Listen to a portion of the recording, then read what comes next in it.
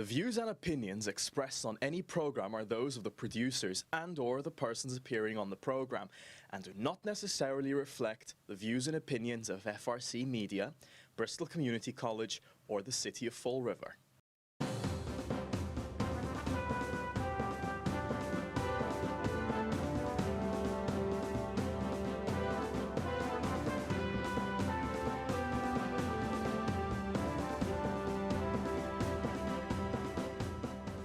Well, hello. Welcome to Spindle City Straight Talk. I'm Chip. And I'm CJ. And it is Friday in the Rib, and an exciting Friday we have. We have a lot of information to go into today, and I know that our mayor has called a press conference At 2:15. for this afternoon. It's kind of a pattern is emerging here. Didn't he call a press conference right after Cliff Ponte announced for mayor? Yes, he did. Yeah, so you know that's the new thing. Let's get my puss on the camera as soon as I can after somebody challenges anything. Well, what's going to be interesting is this press conference is for the ARPA funds. Mm-hmm. Now, and he's going to say where that money's going. Some of that money's going, and the organizations it's going to are going to be present. Yes. To say how they're going to use the money. Oh yeah. Now, from what I've been told from inside sources, the announcement will include the water department, which we knew would happen, police cameras, and the holiday parade. Holiday parade. Now, don't get me wrong. I think the holiday parade's a wonderful thing. But don't you think we could use that money somewhere else in the city infrastructure? Well, look, we could use this money a lot of places. And one of the places it shouldn't have to be used is to plug up holes in the budget. That's right. And free up money for him to blow again. You know, his incompetence and his inability to control spending has now made this money relegated to being basically putty. He's just sticking the putty in the holes. And that's what he's doing. It's like magic wood. You got a hole in the wood, you stick magic wood in there temporarily, you know, until you can afford to get a new piece of wood. Yep. But this is the problem. Therein lies the problem. He's going to have a press conference today. Where were all the public meetings and open meetings on opera funds? Yeah. They didn't exist. Right. So what he did was what he always did. He's got all his money promised to his friends. He's used a lot of that money to do things that we should have been paying for if this city was run correctly by appropriating taxpayer money correctly and keeping our budget within reason. And it's also desperation, I think. I think with all this stuff that's broken with Mary Zahadi, you know, basically admitting there's a huge deficit, and it's not just for next year. I think a lot of people are beginning to realize that this guy, if he gets another term, will break their backs with taxes. They don't want to see the debt override doubled. They don't want to see 2.5 max. They don't want to see all the rich people get TIFs while they're paying 54% more for their heating costs, more money for gasoline, more money for everything, turkeys. Inflation is a tax. We have uncontrolled inflation, and they're saying it's going to last until well into next year, if not longer, because of this fiasco we have on the federal level. And realistically, he's calling a press conference for feel-good stuff. I'm surprised we don't have pom-poms. Is this a pep rally? Is this a pep rally? Yeah, this might be a pep rally. It might be a pep rally. I'm waiting for the pom-poms. This is a press conference to say what? We've had, how long have we been discussing opera money? I know. And now we're going to have a press conference. Now everybody's going to know because Paul is going to give us the Sermon from the Mount on all the good things he does. Well, you know something? Holiday parades are nice. But you know where you can stick that holiday parade?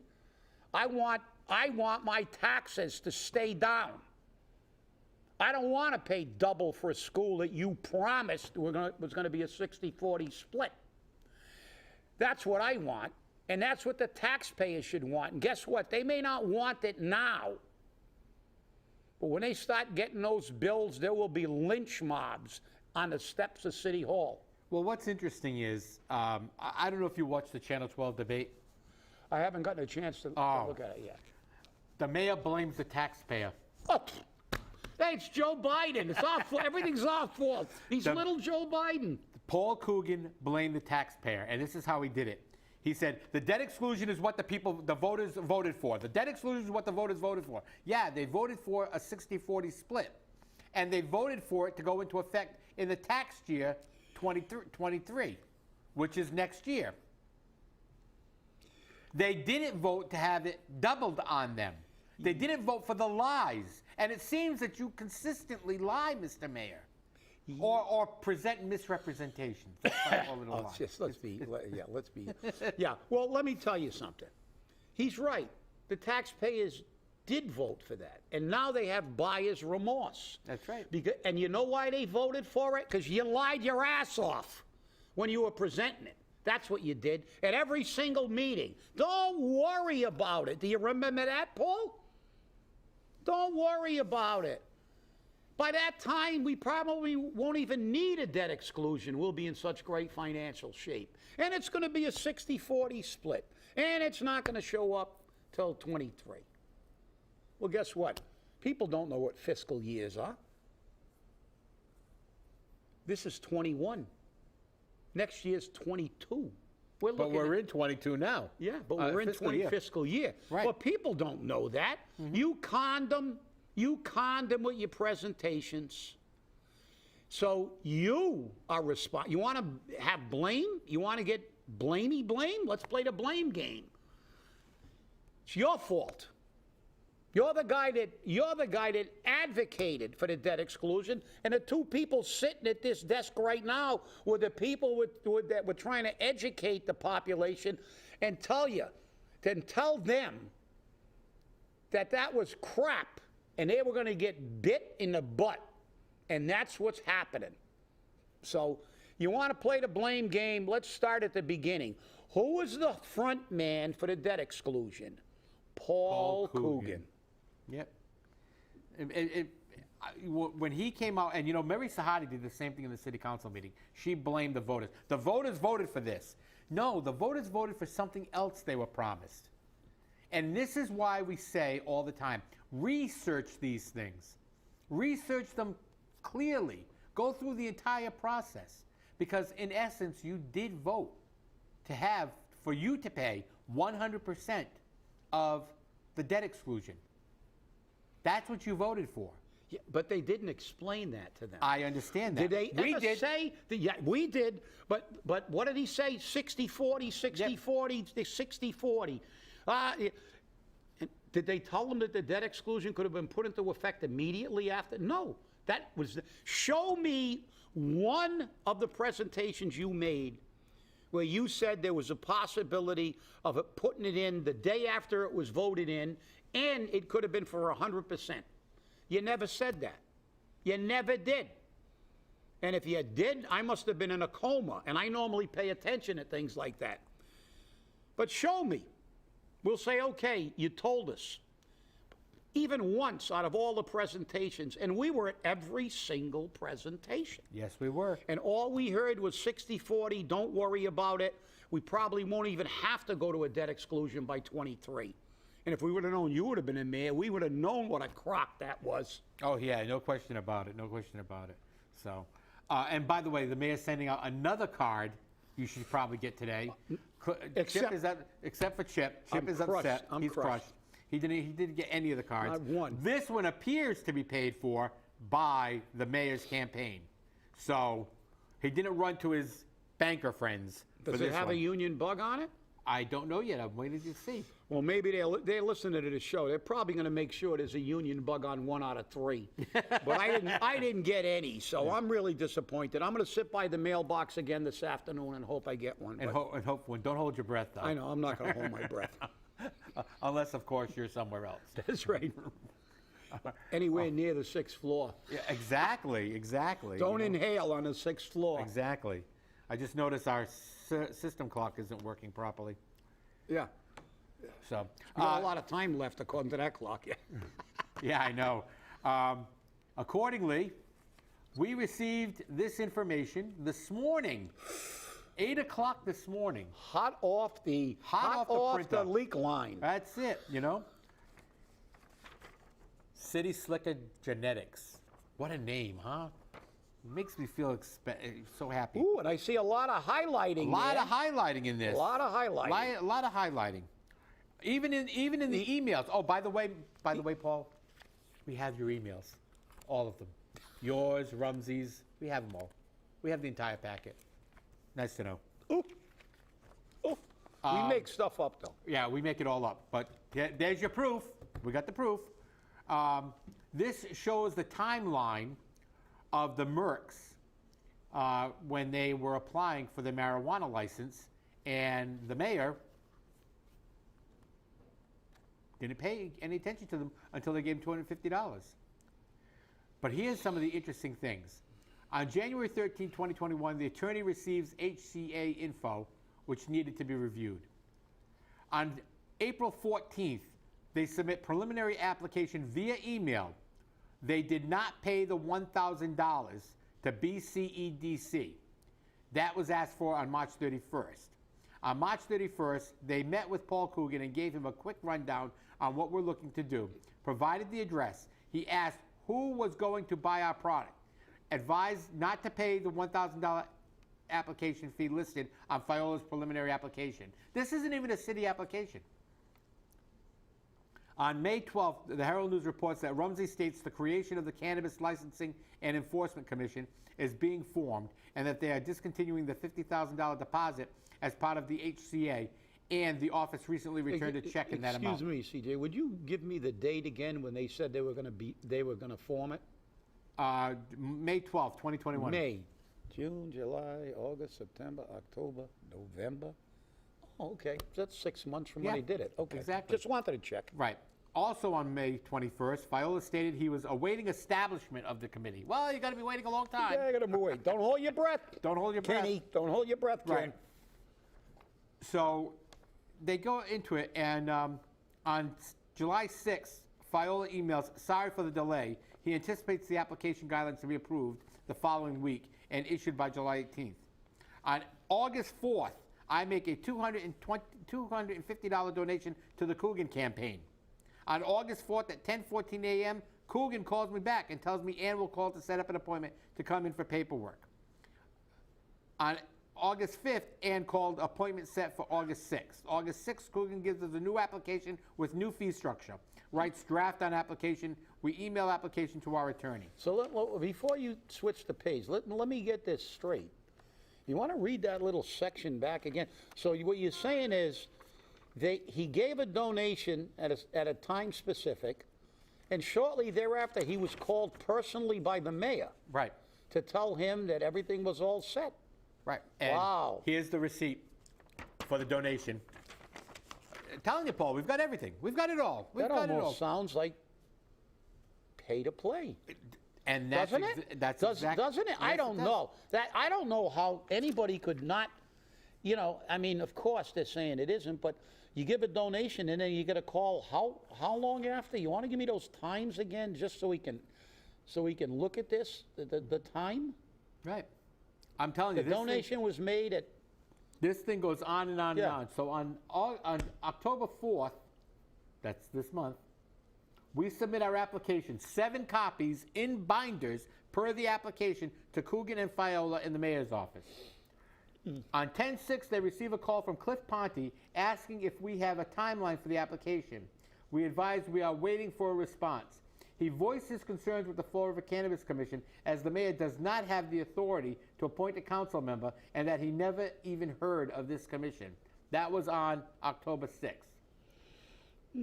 On October 6th, the Mercs emailed Fiola and mayor advising, I hope they did not accept my application under false pretense because I was made aware the commission does not exist. Prior email from 521 Fiola stated he was waiting for the establishment of the commission. October 6th, receives a response from Alan Rumsey stating he will return our non-refundable deposit. Beneath the email was the response from Fiola stating, we have initiated a review on behalf of the FRCRC, which is an advisory committee to the mayor. It is my understanding that the FRCRC has been formed by the mayor. This is October 6th. On October 13th, our attorney submits public record requests stating all the issues with the process and requests proof of Fiola's contracts with the city.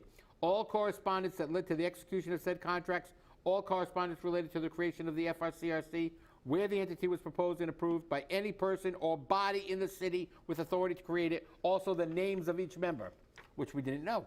We didn't even know about Trot Lee until the day that these people came before the city council. Trot Lee didn't even know it when he was at the council meeting, and he was on it. Exactly. Supposedly on it, illegally, by the way. Right. From the letter below are some of the concerns we are looking to be addressed. Per the charter, remember, the mayor always says he's going to follow the charter. Per the charter, the mayor, as the figurehead of the executive branch of the city, has no power to appoint a city council member as a member of the FRCRC because the city council is a co-equal legislative branch of the city government. To impose a financial means test on applicants where it non-exists under state law, a direct affront to the state social equity program. Fees cannot be revenue generating. And we heard a lot about that. Oh, yeah, we heard a lot, yeah. We've heard a lot about revenue generating. But remember, Kenny said it's legal. And, you know, Kenny, that's why Kenny didn't show up that night, because he didn't want to have to debate that with an actual, Right. not a crayon lawyer. Right. And you know what was interesting was that at this city council meeting, Sean Kadim agreed with the attorney, Mensing, for the test that they use to determine whether a fee is a fee or a tax. So it's interesting to see that they're still using that same. Well, I think it may be statutory, but the fact is that as a city, as a town administrator in Seekonk, he's aware of obviously the difference, or he should be, as our city should be, the difference between a fee and a tax. That's right. But again, the interesting thing is that they're justifying the $50,000 application fee because it's an impact fee on the license, and that they collect for 3 years, as you've heard Mary Sahadi say. The problem is that if that's a fee, an impact fee, it can't generate revenue. We know the city of Fall River is using that as revenue. Yeah. Can they prove that there was a direct impact that those fees covered? Now, for Northeast Alternatives, we can because of all the police they put out there. Mm-hmm. But the other businesses, I don't think so. And I believe, my memory serves me correctly, that their attorney, the Merck's attorney, actually said that. They said he wanted a specifics on how this was going to be applied, and I am sure he's requested it. But I would venture a wild guess, and it's going to be a guess, and it's a bet, as I am a betting man. I'll have money on the fight between Canelo Alvarez and Caleb Plant. But the fact is, legal bet too, by the way, just in case they send the feds down after me. I think you can walk into. I'll be walking into Tiverton to make the bet. Yeah. But I believe that the attorney for the Mercs made it very, very clear, and I am sure, as I said, I will bet that they do not have all those public records as requested yet. I'll guarantee they probably haven't given them to him. Rumsey has been very reluctant to release records lately. Well, maybe he's still trying to figure out the difference between implied and inferred. So, because there's a lot of implied stuff here, and there's even a few things that are inferred. Yeah, this is just, one place to start looking. Oh, and by the way, I've got the application now. I was looking for this. This is the Ken Fiola application. You'll notice it says right up in the corner, handwritten, draft. The application can be found on the city website, and it also identifies itself as a BCEDC application. It doesn't say City of Fall River application. I brought that to the attention of the Massachusetts Cannabis Control Commission, so we'll see how the city handles scrutiny from them, because it's going to be very interesting when we see what happens. I mean, because this, again, looks, as you said, Chip, maybe, allegedly, a pay-to-play. Well, at least it's a violation of a perception. And we know when it comes to ethics laws, perception is considered too. Right. There's a perception here. You make a donation and then immediately you virtually get a call almost instantaneously that they're going to fast track this. My chief of staff will be calling you to set it up.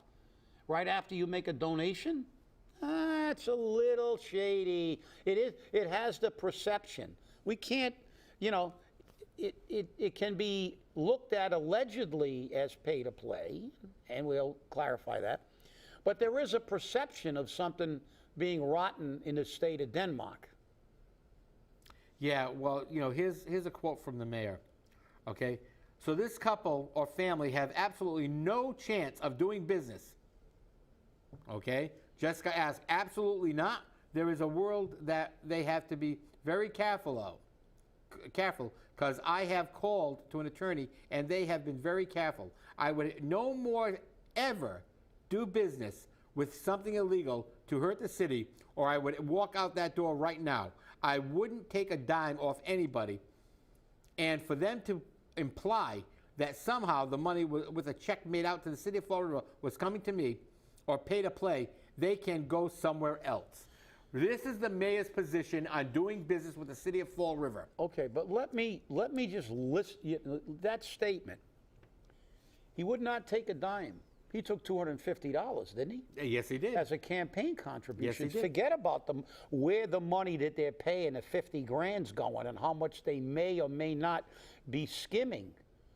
So maybe, based on his own words, he should resign. You know, because he did take a donation. Now, if he was as ethical as he says he is, do you think that maybe you would say anybody that's applying for licensing in this city, I'm going to be totally neutral no matter who applies, and I will not take a dime in campaign contributions from anybody that's applying? That's what somebody who really has a high ethical standard would do.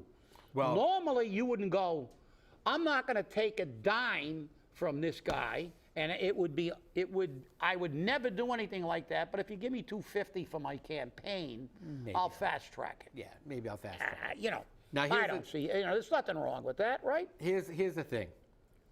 I'm going to check OCPF today, and I'm going to check OCPF on Monday, and I'm going to check OCPF at the end of the term when you have to do your end of campaign report. And I'm going to look for a check made out to $250 to the Burks because you said you'd return the money. You said that. So I want to see the money returned. Or is that money so important to you to pay for those, the mailer that you sent out today? I don't know. I don't know. So this here, according to their attorney, this may be what you pay for a license, not an application. That's the $50,000. The city cannot charge me a licensing fee as the state of Mass issues the license. Therefore, they collect my fee. And because I'm a social equity applicant, my license fee is reduced or waived altogether. Because he is a social equity applicant. Yeah, and I believe Fiola tried to explain it away by saying, well, so we would cut his down to $25,000, yes. But that's not what that says. It says they're not even supposed to be charging that because the state does. That's right. So the city let's clarify that because of all this minutia that goes on over the radio. They get their excerpts on Radio Pravda to spin after the fact. Watch that lawyer's 2-hour presentation in front of the council. It's on YouTube, and then you have to unravel, the propaganda that comes out after, the spinology. And if you read that, I mean, the fact is that they're cutting a fee that shouldn't exist in half. Well, here's another quote from the mayor. And I want you to consider this, people, when you consider doing business with Fall River. If Jess Machado came to me looking for a license, and I looked at her bank book, and she's got $4 million or $5 million, I'm going to smile, because I'm going to know that she can follow through. She knows how to get a building going. She knows what to do in a grow room. She can market the stuff. But if Paul Coogan goes for a license and he's got $5,000, and I'm on a wing and a prayer, I'm going to be a little more nervous. Is he going to take the license and give it to him, and he's going to sell it right away?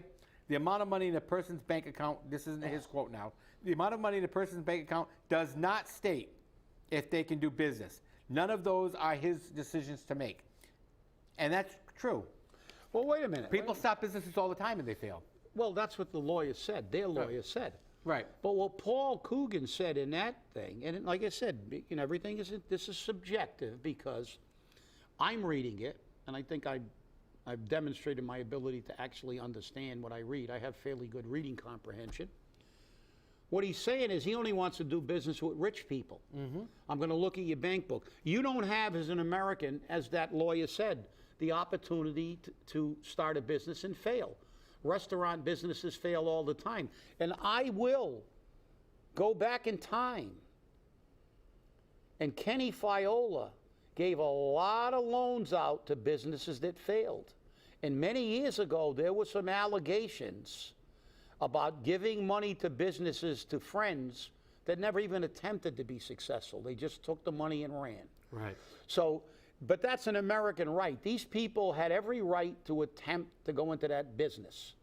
So what Paul Coogan is saying, the door is only open for the rich realtors that just gave him a big donation. What's the name of that place? The majority, you know. Mass majority. Mass majority, you know, all the rich guys that we covered on the other show.